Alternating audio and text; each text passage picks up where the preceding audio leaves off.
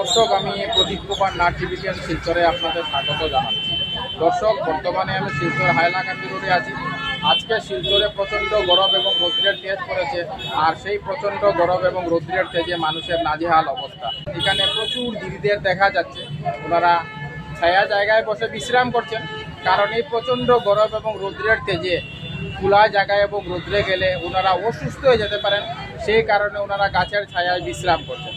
আমি টিভিটিয়ান শিলচরের পক্ষ থেকে প্রদীপ কুমার নাথ সমস্ত খবরাখবর গ্রাউন্ড জিরো থেকে তুলে ধরার চেষ্টা করি। কোনো চ্যানেলে খবরাখবর করে নাই, তাই টিভিটিয়ান শিলচর ভাবলো এটি মানুষের উপকারের খবর, তাই আমরা খবরাখবর করতে বাধ্য হয়েছি। দেখুন, যত দূর আমার ক্যামেরা যাচ্ছে আপনারা প্রচুর দিদিদের ছায়া জায়গায় বসে বিশ্রাম করতে দেখতে পাচ্ছেন।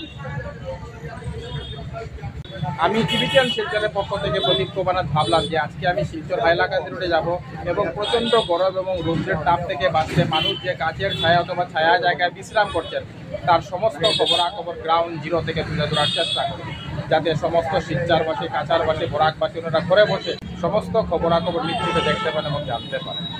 আপনারা প্রচুর মানুষকে গাছের ছায়া অথবা ছায়া জায়গায় বিশ্রাম করতে দেখতে পাচ্ছেন।